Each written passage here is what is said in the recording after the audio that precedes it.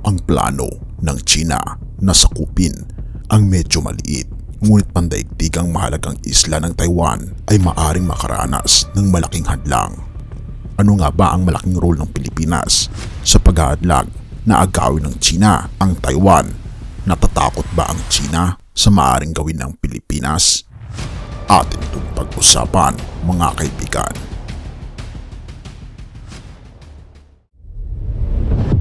Ang Pilipinas na sinusuportahan ng Estados Unidos ay maaring makakaapekto sa mga plano ng China na sakupin ang Taiwan sa isang malaking hidwaang China at Taiwan. Pero ano ang meron sa Pilipinas na naglalaro ng isang napakahalagang papel sa senaryo na ito? Noong taong 2023, maaring maging pinakamahalagang bahagi ng ari-arian sa lupa ang Taiwan sa buong mundo. Ang independeng islang bansa na ito na nasa 110 miles malayo sa baybayin ng China ay nakaupo sa gitna ng ekonomiko at geopolitics ng mga fault line ng mundo. Simula nang dumating sa kapangyarihan noong 1949, itinuri ng Chinese Communist Party ang Taiwan bilang isang rebeldeng probinsya, isang labis na relikya mula sa mahabang digmaang sibil nito at ang century of humiliation na nagtapos dito. Ito ang yugto mula 1839 hanggang 1949 kung saan ang China ay paulit-ulit na sinakop, natalo, inukupa at hinati-hati ng mga dayuhang kapangyarihan. Ang self-governing na status ng Taiwan ay isang paalala sa liderato ng China na mga panahong iyon. At ang pagbubuklod nito sa mainland ay isa sa mga pinakamahalagang layunin para sa authoritarian leadership ng China. Si Xi Jinping na umaasang matapos ito sa 2049, ang ika-100 na anibersaryo ng pag-angat sa kapangyarihan ng Chinese Communist Party. Ngunit mayroong maraming hadlang sa plano na ito at isa na dito ang Pilipinas. Tingnan natin ang Pilipinas, ang kanyang masalimuot na relasyon sa China at paano ang bansa natin ay nagpapanta sa pinakamalaking ambisyon ng Beijing sa patakarang panlabas. Ang Taiwan ay mahalaga sa liderato ng China hindi lamang para sa mga kasaysayan kundi dahil sa kanyang posisyon sa ekonomiya at geostratehik. Sa ekonomiya, ang Taiwan ang nag-host ng pinakamadiskarteng industriya ng semiconductor sa buong mundo sa pamamagitan ng dominasyon ng isang kumpanya, ang Taiwan Semiconductor Manufacturing Company o TSMC. Noong 2021, mayroon ang Taiwan ng 63% ng market share ng semiconductor sa buong mundo at ang 54% dito ay mula lamang sa TSMC. Ang mga chip na ito ay nasa sentro ng digital na economy ng mundo na nagpapatakbo ng lahat mula sa mga computer hanggang sa mga sensor ng preno ng mga sasakyan. Para sa China, ang pagkuha ng kontrol sa industriyang ito ay lubos na kagiliw-giliw, sapagkat ang paglalagay nito sa sarili sa sentro ng supply chain ng mataas na technology ng mundo ay isa sa mga pinakapangunahing prioridad nito para sa kanyang geopolitik na strategy, tulad na makikita sa kanyang plano ng Made in China 2025. Kung ang kakulangan sa semiconductor noong mga nagdaang taon ay nagpamahal sa mga bagay, ang pagbibigay kapangyarihan sa Beijing na tuklasin ang supply chain ng mga mahalagang bahagi ay magpapataas ng presyo ng halos lahat ng mas mataas. Sa geostrategical naman, ang Taiwan ay nakaupo sa gitna ng First Island Chain, ang siri ng mga isla na nagsisilbing natural na hadlang sa ekspansyon ng China sa Pacific at Indian Oceans. Ang pagbabalik ng Taiwan sa pamahalaan ng Beijing ay puputol sa China ito at magbibigay daan sa China na malayang ma-access ang mga karagatan ng mundo nang hindi dumadaan sa mga choke point na ibinibigay ng First Island Chain tulad ng Strait of Malacca o ang Miyako Strait. Ang pagkontrol sa mga checkpoint ay isang pangunahing strategy ng United States Navy para pigilan ang pag-usbong ng militar ng China. Ngunit kung sakaling kunin ng China ang Taiwan, makakakuha ito ng lupa at mga pantalan na kailangan nito para i-bypass ang mga choke point na ginagawang mas mahirap kung hindi imposible ang containment. Ang Estados Unidos ang pinakamahalagang potensyal na kaalyado ng Taiwan.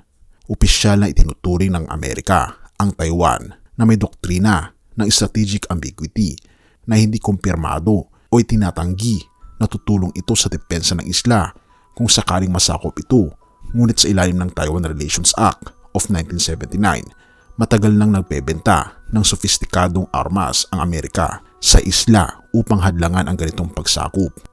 Sa tulong ng kagamitang ito, naisagawa ng Taiwan ang tinatawag na Porcupine Strategy na naglalayong palakasin ang sarili at bumuo ng mga armas para makapagdulot ng pinsala sa mainland China upang taasan ang gastos na kailangang bayaran ng China para sa isang pagsalakay at makatagal ng mas matagal habang hinihintay ang tulong ng mga kalyado nito. Ang Hapon ay naglalaro rin ng mahalagang papel sa depensa ng Taiwan. Noong Disyembre 2021, sinabi ng yumaong dating Prime Minister Shinzo Abe na hindi maaaring manatili na walang ginagawa ang Estados Unidos at Japan kung sakaling sakupin ng China ang Taiwan. Noong Marso 2022, ilang buwan bago ang kanyang nakakagulat na pagkamatay, ipinakiusap niya sa Estados Unidos na iwanan na ang strategic ambiguity at tuwirang sabihing ito ay magtatanggol sa Taiwan. Ang isang kaganapang may kinalaman sa Taiwan ay isang kaganapan sa Japan, anya, dahil ang pagtatag ng China ng kaharian ng hangin sa paligid ng Taiwan ay magbibigay ng proteksyon sa espasyong panghimpapawid ng Japan. Ang pagsakop sa Taiwan ay magbibigay din daan para sa bantaan ng China ang pagpapadala ng barko ng Hapon ng mas marami kaysa sa kasalukuyan sa pamamagitan ng militarization sa South China Sea. Ang Japan ay isang bansang kapos sa yaman sa likas na yaman at kinakailangan mag-import ng mga hilaw na materyales at kalakal para mabuhay. Hindi ito makakapayag na ang China ang magtakda ng mga pangyayari sa mga shipping lane ng rehiyon. Ngunit sa lahat ng pag-uusap tungkol sa Japan at sa papel nito sa potensyal na pagsakop ng China sa Taiwan, mas kaunti ang nag-uusap tungkol sa papel ng Pilipinas sa ganitong senaryo.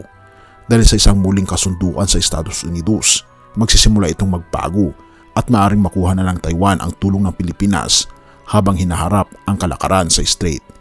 Ang Pilipinas, bagamat mas maliit kaysa Estados Unidos at Japan, ay may malaking interes na hindi maging saklaw ang Taiwan sa Chinese Communist Party.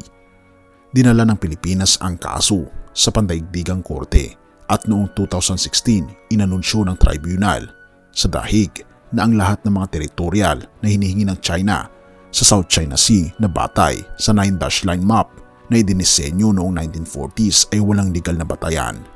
Gayunpaman, nilihim ng China ang pasya at nag-occupy ng mga bato at isla hanggang sa araw na ito. Ang agresibong patakaran ng China sa lugar ay likas na pinarayo ang Pilipinas na magtagal ng kaalyado ng Estados Unidos.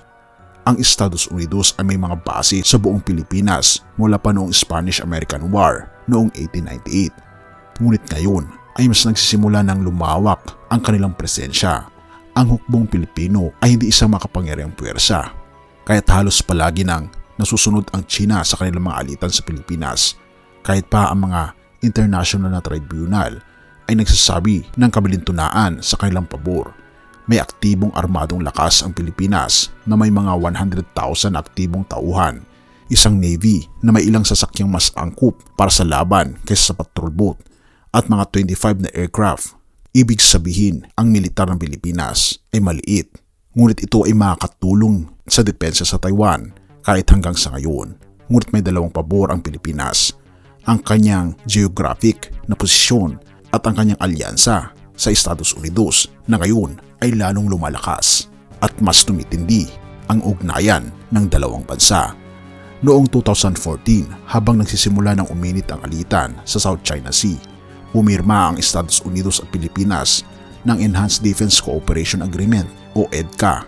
Ayon sa mga tuntunin ng EDCA, maaring palawigin ng Estados Unidos ang kanilang militar na presensya sa Pilipinas, bagaman hindi tiyak kung saan ito gagawin ayon sa 2014 na dokumento.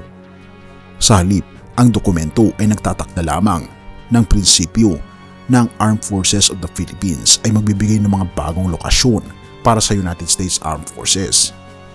Noong 2016, opisyal inanunsyo ang 5 ganitong lokasyon.